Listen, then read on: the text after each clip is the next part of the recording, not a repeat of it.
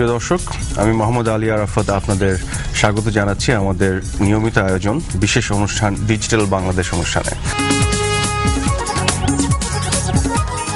আজকের অনুষ্ঠানে আমরা যে বিষয় নিয়ে আলোচনা করব সেটি হচ্ছে বহির্বিশ্বে বাংলাদেশের ইতিবাচক ভাবমূর্তি তৈরি করতে গণমাধ্যম কি ভূমিকা রাখতে পারে। আজকে আমাদের এই আলোচনায় যারা আছেন, আমি শুরুতেই তাদের সাথে আপনাদের পরিচয় করে দিতে চাই। ওদের সাথে আছেন জনাব আব্দুল নূর তুষার, মিডিয়া ব্যক্তিত্ব। আমাদের সাথে আছেন রাশেদা রওনক খান, শিক্ষক, জাহাঙ্গীরনগর বিশ্ববিদ্যালয়। আমাদের সাথে আরও আছেন নূর সাফা জুলহাজ, প্রধান অনুষ্ঠান সম্পাদক চ্যানেল 24। সবাইকে স্বাগত জানাচ্ছি। আজকে অনুষ্ঠানটা আমরা একটু গতানুগতিকতার বাইরে একটু ইনফর্মাল করার চেষ্টা করব। সেটা হচ্ছে যে সবাই তো আপনারা মিডিয়ার সাথে সম্পৃক্ত, বিষয়টা তো আমরা বুঝতে পারলাম যে ইতিবাচক ভাবমূর্তি তৈরি করতে কিভাবে গণমাধ্যমের ভূমিকা রাখতে পারে। তো জুলহাজ, আপনাকে দিয়ে শুরু করি। বাংলাদেশের ধারণা, বাংলাদেশের রাজনীতি, বাংলাদেশের অর্থনীতি, বাংলাদেশের সমাজ, বাংলাদেশের সম্পদ, সমস্ত কিছুর মানে বাংলাদেশ সংক্রান্ত ধারণাটা আমাদের হচ্ছে যে অনেকটা আমরা নিজেদের দেশকে জেনে যতটা ধারণা করি তার চেয়ে বেশি অনেকটা পশ্চিমের চাপিয়ে দেওয়া ধারণা থেকে আমরা বাংলাদেশকে দেখি। এবং এটা কাইন্ড অফ এ থিং, এটা হচ্ছে আপনার এডওয়ার্ড সাইদ যেটা ওরিয়েন্টালিজম বলে যে প্রাচ্যতত্ত্ব, পশ্চিম যে চোখে প্রাচ্যকে দেখে, আমাদের চোখটা অনেকটা পশ্চিমের চোখ হয়ে গেছে। আমরা বাংলাদেশের মানুষ, বাংলাদেশের আলো হাওয়ায় ওটাই আমাদের স্ট্যান্ডার্ড হয়ে গেছে, ওই স্ট্যান্ডার্ডে আমরা সব মাপতে চাই। ঋণে বড় হয়েছি, কিন্তু আমরা দেখি পশ্চিমের চোখে বাংলাদেশকে। আমার মনে হয় যে পুরো ঘটনাটা উল্টো দিক থেকে হওয়া উচিত। আমাদের বাংলাদেশের কতগুলো তাৎপর্যপূর্ণ অর্জনের জায়গাটা, যেটা ধরুন একটা রাষ্ট্রের ভিত্তি হচ্ছে তার তরুণরা কিভাবে চিন্তা করে, তারা কতদূর তাদের দেশকে জানে, বোঝে এবং সম্ভাবনাটাকে কতটুকু বুঝতে পারে, এটা খুব গুরুত্বপূর্ণ। সো তরুণদের চিন্তার জায়গাটাতে যদি আমরা ধাক্কা দিতে না পারি, অলমোস্ট একটা সাধারণ ধারণা হচ্ছে যে আমাদের দেশটা দিয়ে কিছু হবে না, এটা দরিদ্র দেশ, আমাদের রাজনীতি খারাপ, এখানে ভালো লোকেরা রাজনীতি করে না, এ সমস্ত অনেক নেগেটিভ ধারণা বা পারসেপশন হচ্ছে আমাদের তরুণ সমাজের। যেই তরুণ সমাজ রাষ্ট্রের ভিত্তি, তার যদি ধারণা হয় নেগেটিভ। আমি একটু ইন্টারভিউ করতে চাই। এই পারসেপশনের মূলে যে সত্যিকার অর্থে কিছু ফ্যাক্টস যে কাজ করছে তাও তো না। এক্স্যাক্টলি, এটা হচ্ছে দেশকে না জানার ফল, দেশের রাজনৈতিক ইতিহাসকে না জানার ফল, এবং সেই না জানার অনেকগুলো কারণও আছে। আমি বলছি যেটা 40 বছর ধরে নানা ঘটনা পরম্পরায় এই ধরনের ধারণা তৈরি হয়েছে, এটা একদিনে তৈরি হয়নি। ফলে এই ধারণার যে শিকার আমরা, সেই জায়গায় যদি আমরা কাজ না করি, এখন সেই জায়গায় কাজ করার ক্যাটাগরিক্যালি প্রথমে আমি যেটা বলবো সেক্ষেত্রে যেটা হচ্ছে যে আমাদের দেশের সবচেয়ে গুরুত্বপূর্ণ প্রমোশনাল হতে পারে বিদেশে, দেশের বাইরে, কিংবা আমাদের নিজেদেরও আন্ডারস্ট্যান্ডিং এর জন্য সবচেয়ে গুরুত্বপূর্ণ যে জিনিসটা হতে পারে সেটা হচ্ছে রাজনৈতিক প্রক্রিয়া। আমাদের দেশ একটা রাজনৈতিক প্রক্রিয়ার মধ্য দিয়ে স্বাধীন হয়েছে। আমাদের নিজস্ব মুক্তিযুদ্ধ আছে, শুধু মুক্তিযুদ্ধ না, পৃথিবীর সব দেশেরই কম বেশি যেটা আছে সেটা হচ্ছে আসলে স্বাধীনতা যুদ্ধ। আমাদের বিজয় দিবস আছে, যেটা খুব গুরুত্বপূর্ণ। এক্স্যাক্টলি। এবং শুধু তা নয়, আমাদের রাজনীতি, আমাদের মুক্তিযুদ্ধ এবং আমাদের রাজনৈতিক প্রক্রিয়ার পক্ষে যে আমাদের জনগণ সবসময় দাঁড়িয়েছে, এটা আমাদের আরো একটা খুব গুরুত্বপূর্ণ পয়েন্ট। ফলে রাজনৈতিক প্রক্রিয়ার পক্ষে দাঁড়ানো জনগণ, তার যে সামর্থ্য, তার যে ক্ষমতা, সেটা কখনো সামনে আসছে না। আমাদের রাজনৈতিক প্রক্রিয়ার ক্ষমতাটা কখনো সামনে আসছে না। আমাদের অনেকগুলো নেগেটিভ বিষয়, যেমন ধরুন কিভাবে কখনো সামনে আসছে না, আমরা বারবার রাজনীতির খারাপ জিনিসগুলোর কথা বলছি, কিন্তু যখনই ক্রাইসিস হয়েছে আমাদের জনগণ কিন্তু রাজনৈতিক প্রক্রিয়ার পক্ষে দাঁড়িয়েছে। অ্যাবসলিউটলি। এবং আরেকটা যেটা ইন্টারেস্টিং বিষয় সেটা হলো, দেখুন ওবামা যখন 2008 ইলেকশনে জিতলেন, তিনি তার ইলেকশনের রাতে ইলেকশন স্পিচে উনি বলছেন যে যারা এখনো আমাদের গণতন্ত্রের শক্তি নিয়ে প্রশ্ন করে, আজকের নির্বাচনের বিজয় হচ্ছে তাদের প্রতি আমাদের উত্তর। ঠিক একই বক্তৃতায় তিনি তার রাজনীতির সমালোচনা করে বলছেন, কিন্তু আমরা জানি আমাদের রাজনীতিতে এখনো অপরিপক্কতা আছে এবং অনেক ধরনের সংকীর্ণতা আছে। সো আমাদের রাজনীতিতে অনেক অপরিপক্কতা থাকতে পারে, সংকীর্ণতা থাকতে পারে, কিন্তু বারবার যে আমরা রাজনৈতিক প্রক্রিয়ার পক্ষে দাঁড়িয়েছি, গণতন্ত্রের পক্ষে দাঁড়িয়েছি এবং গণতন্ত্রায়নের দিকে আমাদের দেশ গেছে এবং একটা গণতান্ত্রিক ব্যবস্থাকে শক্তিশালী করতে আমরা চেয়েছি, সেটা বড় প্রমোশনাল হওয়া উচিত, কিন্তু সেটা absent, number one. Second thing যেটা আমি খুব গুরুত্ব দিয়ে বলতে চাই সেটা হলো যে আমরা সবসময় আমাদের দারিদ্র্যকে প্রমোট করি, যেটা খুবই দুঃখজনক। আমরা ধরুন আমাদের ক্ষমতার জায়গাটা বলার সময় বাংলাদেশ কমিউনিটি আছে, বাংলাদেশ কি বাংলাদেশ কি বাংলাদেশ হচ্ছে একটা বিউটিফুল বাংলাদেশ। আমরা বলছি যেটা আমার যেটা মত সেটা হচ্ছে যে বাংলাদেশ বিউটিফুল এটা এনাফ না। শাকিল আহমেদ আমাদের কলিগ চ্যানেল 24 এর প্রধান বার্তা সম্পাদক, সে বলে বাংলাদেশ হচ্ছে আসলে অ্যামেজিং বাংলাদেশ, এবং আমি এটা ঠিক মনে করি আসলে অ্যামেজিং বাংলাদেশ শক্তিমত্তা এবং বৈচিত্র্যের প্রশ্নে। সেইখানে যেটা বলতে চাই সেটা হচ্ছে যে ফলে অ্যামেজিং বাংলাদেশটা কোথায়, সেটা হচ্ছে আমাদের ওই জায়গাটায় যেখানে আমাদের দারিদ্র্য প্রদর্শন বন্ধ করে আমরা হোম গ্রোন আমাদের উন্নয়নের স্বদেশী কৌশল কিভাবে নিতে পারি, যেটা রবীন্দ্রনাথ তার সময় বলছেন। ইন্টারেস্টিং মন্তব্য, উনি বলছেন যে আমাদের আম ভালো হচ্ছে না, ফলে বিদেশে আপেল ভালো হয়, আমরা আপেল লাগানো শুরু করলাম। কেন আম ভালো হচ্ছে না সেটা আমরা দেখিনি। আম ভালো না হওয়ার কারণ ছিল জমিতে সারের সমস্যা। আমরা সেই সমস্যা দূর করে ভালো আম ফলিয়ে সেই আম বিদেশে বিক্রি করে আপেল কিনে খেতে পারতাম, দারিদ্র্যের ভিক্ষা নিয়ে ঘুরতে হতো না। ফলে এই হোম গ্রোন উন্নয়নের স্বদেশী ফর্মুলা, সেটা আমাদের সামর্থ্য আছে, সেটা আমরা সামনে চমৎকারভাবে ব্যাখ্যা করেছেন। আবার আসবো আপনার কাছে, জনাব আব্দুল নূর তুষার। জুলহাস যে বিষয়গুলি বললো, জুলহাসের একটি বিষয়ের সঙ্গে আমি খুবই একমত যে আমরা আসলে যে প্যারামিটারগুলিতে আমাদেরকে বিচার করি সেগুলো মূলত পশ্চিমের কাছ থেকে ধার করা এক ধরনের প্যারামিটার। পশ্চিমারা এসে বলে আপনি দুর্নীতিবাজ, আমরা বিশ্বাস করে নিই যে আমরা দুর্নীতিবাজ। তারা এসে বলে তুমি দরিদ্র, আমরা বলি হ্যাঁ আমি দরিদ্র। তারা এসে বলে যে তোমার উন্নয়নের কৌশল হবে আমাদের কাছ থেকে ধার নাও, আমরা বলি যে হ্যাঁ আমরা ধার নেব। তারা আমাদেরকে এসে বলে তোমাদেরকে যেভাবে গণতন্ত্র পরিচালনা করতে বলি সেভাবে করো, আমরা বলি যে হ্যাঁ সেটাই মনে হয় গণতন্ত্র। একটা জায়গা আমরা ভুলে যাই যে আমরা আমাদের গণতান্ত্রিক ধারণাটি তৈরি করেছি কিন্তু একটা বিরাট সংগ্রামের মধ্যে দিয়ে, এবং এই সংগ্রাম কিন্তু কয়েকশো বছরের সংগ্রাম। আমরা ভুলে যাই যে এই ভারতীয় উপমহাদেশের স্বাধীনতার যে ধারণা সেটি উন্মেষিত হয়েছিল এই অঞ্চল থেকে, এই বাংলা অঞ্চল থেকে। বাঙালিরা সেইখানে একটি বিরাট সময় নেতৃত্ব দিয়েছে, এবং নেতৃত্ব থেকে বাঙালিদের দূরে সরানোর জন্যই অনেকটা এবং ব্রিটিশরা রাজধানী নিয়ে গিয়েছিল দিল্লিতে। এবং আমরা ভুলে যাই যে পৃথিবীতে বাঙালি জাতি প্রথমবারের মতো স্বাধীনতার নিজের ক্ষমতা, নিজের দায়িত্ব, নিজের অহংকার করার মতো সময়টি পেয়েছে 1971 সালে। একটি বিরাট মুক্তিযুদ্ধের মধ্যে দিয়ে, একটি মুক্তি সংগ্রামের মধ্যে দিয়ে আমরা স্বাধীন হয়েছি।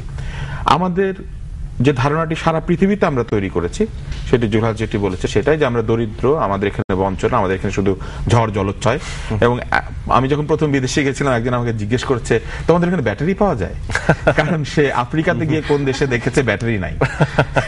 এবং আমাদের এখানে বহু মানুষ যারা মধ্যপ্রাচ্যে কাজ করতেন তার এক সময় অনেক ব্যাটারি টাটারি নিয়ে আসতেন। এটা মূলত আসলে এখানে কম ব্যাটারি তৈরি হতো এক সময়। তার মানে আমাদের প্রমোশনটা হচ্ছে আমাদের এক ধরনের প্রমোশন হচ্ছে যে প্রমোশনটা আমরা নিয়ন্ত্রণ করি না। আমাদের এই প্রমোশনটা দীর্ঘ সময় হয়েছে টাইমস ম্যাগাজিন কিংবা নিউজ উইকের পাতায় যা ছাপা হয়েছে গোটা পৃথিবী সেটা বিশ্বাস করছে। 90-এর দশকের পর থেকে মূলত এখানে এক ধরনের ডিজিটাল বিপ্লবের সূচনা হয়েছে। এখানে আমাদের নিজস্ব টিভি চ্যানেল হয়েছে, বেসরকারি খাতে টেলিভিশন চলে গেছে, বাংলাদেশ টেলিভিশন তার পুরনো যে ধ্যান ধারণা সেখান থেকে বের হয়ে আসার চেষ্টা করেছে। ফলে এই সময় আমাদের এখানে রেডিও হয়েছে অনেকগুলো, এবং আমাদের এখানে ইন্টারনেট, কম্পিউটার, এই বিষয়গুলো প্রবেশ করেছে। এখন কিন্তু আমাদের একটা দ্বিমুখী তথ্য প্রবাহ তৈরি করার সময় এসেছে। এখন শুধুমাত্র ওরা কি বললো সেটা নয়, আমাদের ছেলেমেয়েরা এখন ব্লগ করছে, আমাদের ছেলেমেয়েরা ওয়েবসাইট তৈরি করছে, আমাদের ছেলেমেয়েরা তাদের নিজেদের কথা ফেসবুক, টুইটার সব জায়গাতে বলছে, এবং আমরা আমাদের কথা বলার মতো একটা জায়গায় এসে পৌঁছেছি। কিন্তু কি বলবো সেই একতাবদ্ধ জায়গাটি আমরা তৈরি করতে, এবং কোন জায়গায় আমরা ফোকাস করব বাংলাদেশকে নিয়ে, এটি আমরা এখনো তৈরি করতে পারিনি। কারণ আমাদের কাছে প্রযুক্তিটা পৌঁছে গেছে, কিন্তু যারা এখানে প্রবেশ করছে তারা সবাই বিচ্ছিন্নভাবে প্রবেশ করছে। খুব অদ্ভুত বিষয় যে তরুণ সমাজ ফেসবুকে লিখে দেয় আমার রাজনীতি পছন্দ না। একটা দেশের তরুণ সমাজ যদি রাজনীতি পছন্দ না করে তাহলে তো এই দেশটি ভবিষ্যতে কে চালাবে? তাই আমাদের এই ধারণা থেকে বের হয়ে আসতে হবে, আমাদেরকে বোঝাতে হবে তরুণ সমাজকে। অথচ আমি একটু ইন্টারভিউ করি, জুলহাস যেটা বললো একটি রাজনৈতিক প্রক্রিয়ার ফলশ্রুতি কিন্তু এই দেশ, দেশের স্বাধীনতা এবং the very existence of the citizenship, একটি রাজনৈতিক প্রক্রিয়া এবং ক্রমাগত একটি সংগ্রামের প্রক্রিয়া, রাজনৈতিক সংগ্রামের। আমরা ভাষার জন্য সংগ্রাম করেছি, আমরা শিক্ষার জন্য সংগ্রাম করেছি, আমরা গণতন্ত্রের জন্য সংগ্রাম করেছি, আমরা একটি নির্বাচনের মধ্যে স্বায়ত্তশাসন চেয়েছিলাম প্রথমে, সেখান থেকে স্বাধীনতায় গিয়েছি, এবং তারপর দেখতে হবে যে আমাদের এই জনগণ সারাক্ষণ এই সংগ্রামী করছে যে একটি নিরপেক্ষ নির্বাচন চায়, একটি সমতা ভিত্তিক নির্বাচন চায়, যেখানে সব দলমতের লোকেরা একসঙ্গে অংশ নিয়ে নির্বাচনের মধ্যে দিয়ে গণতান্ত্রিকভাবে ক্ষমতা হস্তান্তর করবে। এই যে সংগ্রামের প্রক্রিয়া, আকাঙ্ক্ষা, এটা কিন্তু আমাদের একটা পরিচয়।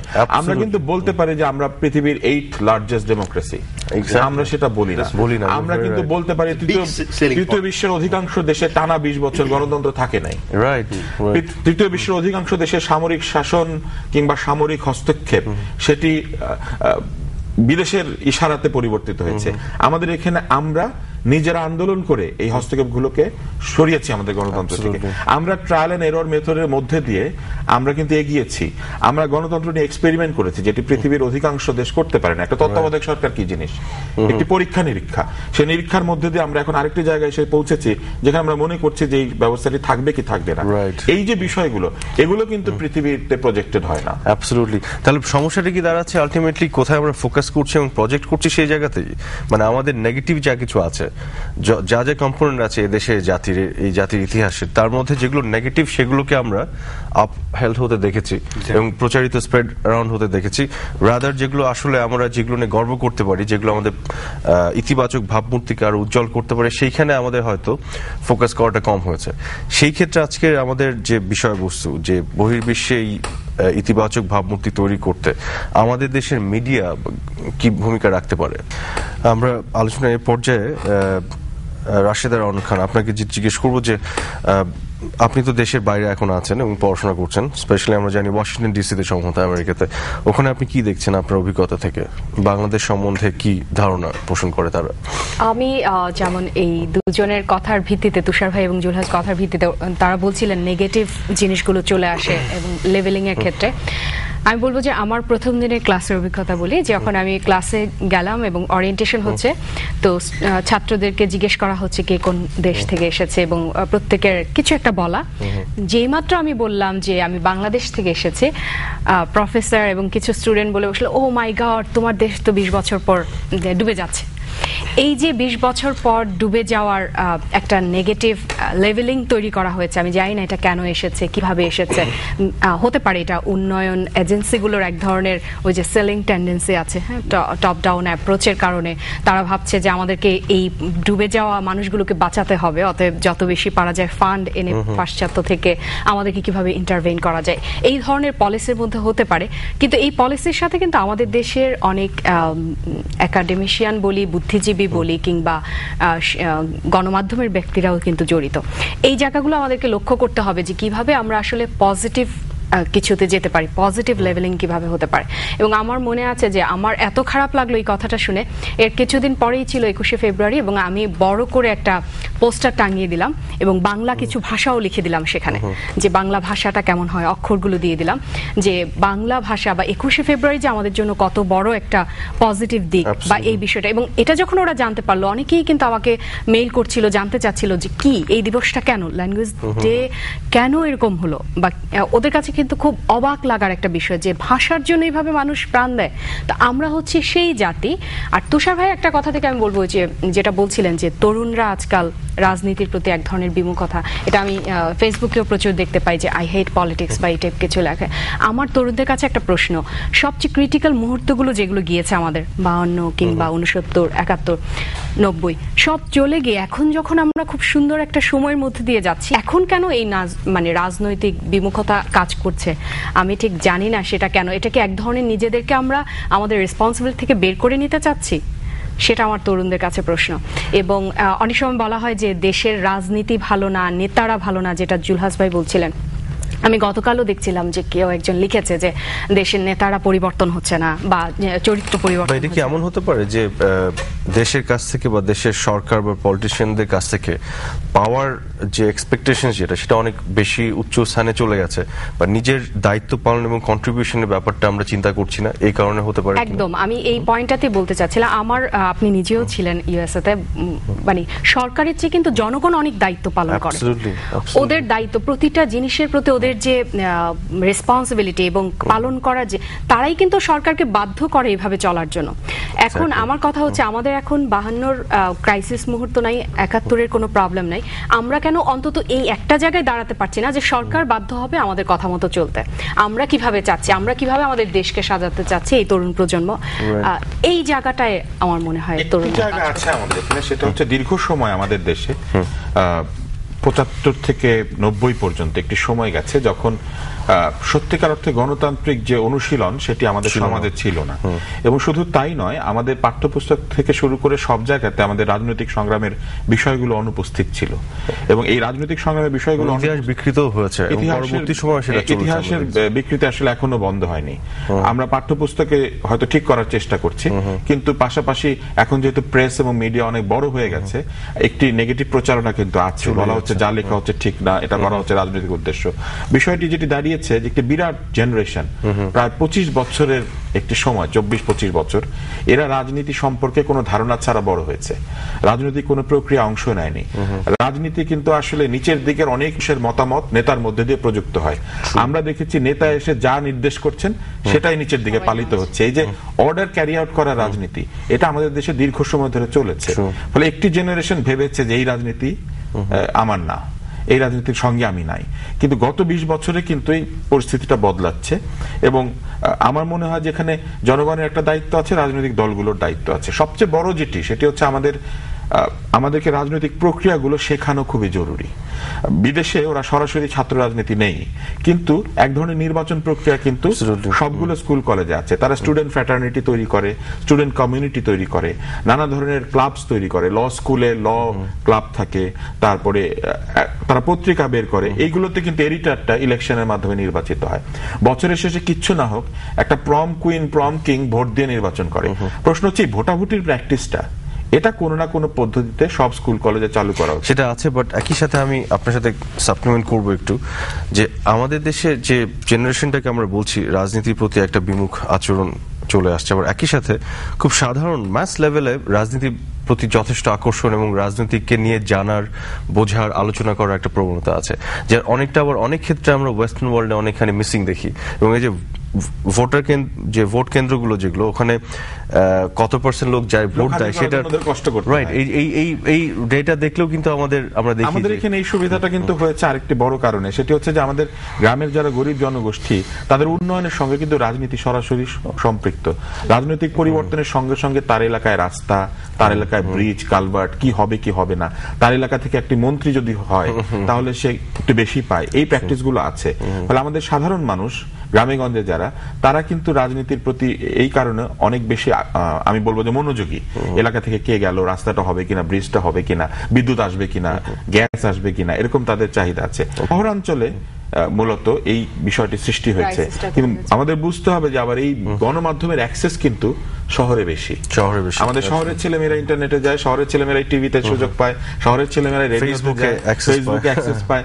এদের ভাষ্যটাই সারা দুনিয়ার কাছে যাচ্ছে। এই গ্রামের যে 80% লোকের ভাষ্য কিন্তু দুনিয়ার কাছে পৌঁছচ্ছে না। তাদের ল্যাঙ্গুয়েজ ব্যারিয়ার আছে, ডিজিটাল ডিভাইড আছে, বিরাট একটা সমস্যা আছে। এগুলো কিন্তু দূর করতে এইখানে যে এই তরুণ সমাজের দায়িত্ব আছে সেটি কিন্তু আমি তাকে বলছি না।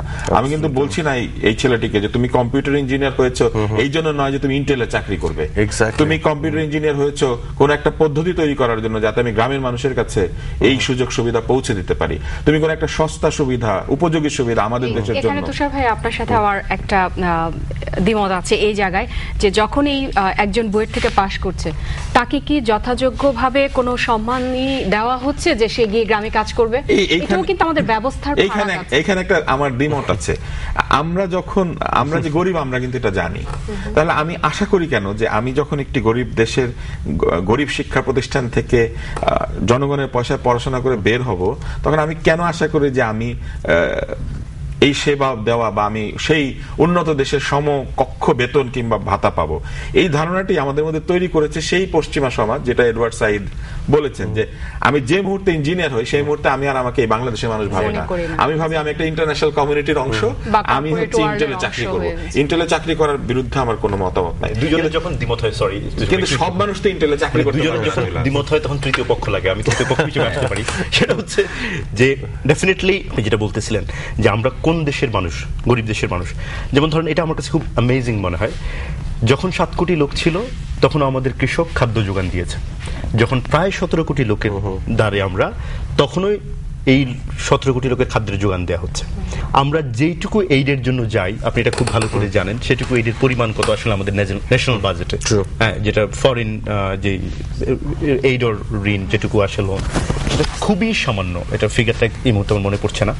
সো আমাদের মূল বাজেট, আমাদের ন্যাশনাল মূল বাজেটের যেই, সেটা আমাদের আসলে রাজস্ব থেকে আসছে, খাদ্যের মূল যোগান আমাদের কৃষক থেকে আসছে। ধরেন 56,000 বর্গ কিলোমিটার একটা দেশে আমরা প্রায় 17 কোটি লোক থাকি। আমেরিকা 50 গুণ বড়, জনগণ কত?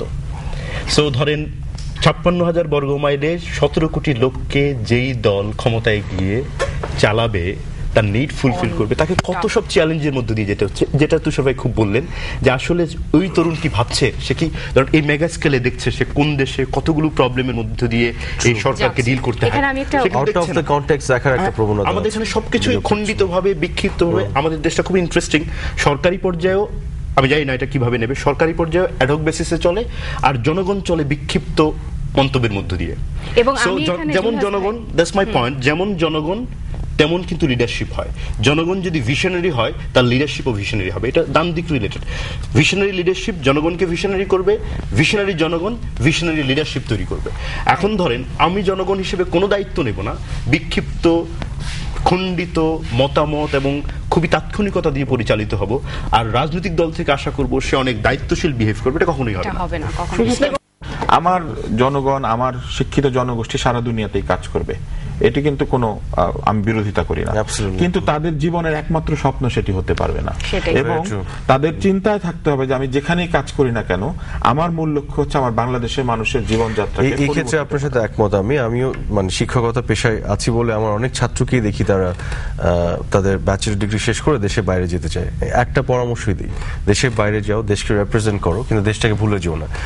দেশের বাইরে থেকেও দেশের জন্য করা যায়, সবাই দেশের মধ্যে থেকেই দেশের জন্য করতে হবে এটা নট নেসেসারিলি ট্রু। আবার দেশের ভিতরে থেকেও কিন্তু অনেকে দেশের জন্য করে না, আবার ক্ষতিও করতে পারে, মেধার ফসলটা পায়। যেমন আজকে যে মার্কিন ড্রোনের কথা আমরা শুনি, এই ড্রোনের যে টেকনোলজি, সেই টেকনোলজির পিছনে একজন বাংলাদেশের অবদান আছে। এই যে pirates of the Caribbean Oscar পেয়ে গেল, সেইখানে অ্যানিমেশনের পিছনে একজন বাংলাদেশি মানুষের অবদান আছে। এই বিষয়গুলো কিন্তু উঠে আসে না আমাদের। পাটের যে জেনোম তৈরি হলো, বাঙালিরাই সেই জেনোমের বিষয়টা আবিষ্কার করলো। আমি গণমাধ্যমের একজন অংশীদার কিংবা গণমাধ্যমে থাকা অবস্থায় বলছি, গণমাধ্যমও কিন্তু একটা নেগেটিভ ভূমিকা রাখে। যেমন ধরেন ক্লিনিকে ডাক্তার নেই কিংবা হসপিটালে ডাক্তার পাওয়া যাচ্ছে না, ঢাকা মেডিকেলে ডাক্তার পাওয়া যাচ্ছে না, এরকম ডাক্তার এখানে বসে আছে, তুষার ভাই তুমি ভালো বলতে পারবে। কিন্তু আমি যখন আমেরিকা আমি নিজে চিকিৎসার জন্য গেলাম, আমি দেখলাম যে আমি এই গল্প শুনে এসেছি ছোটবেলা থেকে, যে ডাক্তার ভিজিটিং রুমে আসে, রোগীকে নিয়ে ভেতরে যায়, সেবা দিয়ে আবার ভিজিটিং রুম পর্যন্ত নিয়ে আসে। আমি ভাবলাম যে এটা কি সত্যি? আমি গেলাম, গিয়ে দেখলাম আসলেই বিষয়টা সত্যি। এবং কিন্তু তফাৎটা এখানে যে আমি আমার অংশীদার গণমাধ্যমের থেকে বিপরীত ধারায় বলতে চাই, আমাদের দেশের সাথে তফাৎ হচ্ছে এখানে একজন ডাক্তার প্রতি ঘন্টায় কজন রোগী দেখে, আর আমি যখন বসেছিলাম আমার আগে পিছে 1 ঘন্টায় কোনো ডাক্তার রোগী ছিল না। দক্ষিণ এশিয়া অঞ্চলে ধর্ম নিরপেক্ষ অসাম্প্রদায়িক দেশ হিসেবে অনেক বেশি গুরুত্বপূর্ণ। পাকিস্তানের দিকে তাকান এবং ভারতের দিকে তাকান, তারা কিন্তু এই আইডেন্টিটি নিয়ে দাঁড়াতে পারছে না। আমরা পশ্চিমের চোখে আমাদেরকে মডারেট মুসলিম বলার চেষ্টা করি। আমাদের বাংলাদেশের মাধ্যমে আমরা যে রিপ্রেজেন্ট করি, সেখানে অনেক ক্ষেত্রে আমরা আমাদের নিজেদের নেগেটিভ ঢোলটা জোরে বাজে। দেখেন একটা এত ছোট ভূমিতে 40টার বেশি নৃতাত্ত্বিক জনগোষ্ঠী একসঙ্গে থাকে, অনেকগুলো ভাষা আছে, আমাদের এখানে গণতন্ত্র আছে, আমাদের এখানে আমরা অনেকগুলো রোগ, অনেকগুলো সমস্যাকে পৃথিবীর যে কোনো দেশের চাইতে সঠিকভাবে এবং অনেক উপযোগী ভাবে আমরা মোকাবেলা করেছি।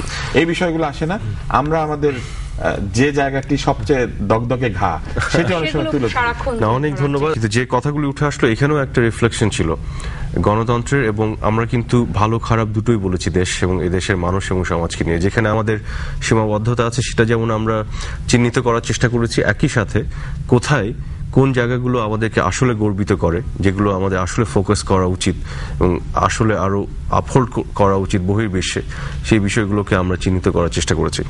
আমাদের দেশে কৃষকের কথা উঠে এসেছে, কৃষি গবেষক যারা, তাদের এখানে অবদান আছে, 7 কোটি জনগণ থেকে 17 কোটি মানুষকে খাওয়ানোর ব্যবস্থা এদেশ করছে। এদেশের উদ্যোক্তা, এদেশের গণমাধ্যম সবার সম্মিলিত প্রয়াস এবং এই অবদানের যে ফলশ্রুতি সেটি হচ্ছে আমরা এখনো বিশ্বের বুকে মাথা উঁচু করে দাঁড়িয়ে আছি। এবং সর্বশেষে একটি তথ্য দিয়ে শেষ করব, সেটি হচ্ছে বাংলাদেশ এখন গোটা বিশ্বের 3G কান্ট্রিজের মধ্যে একটি।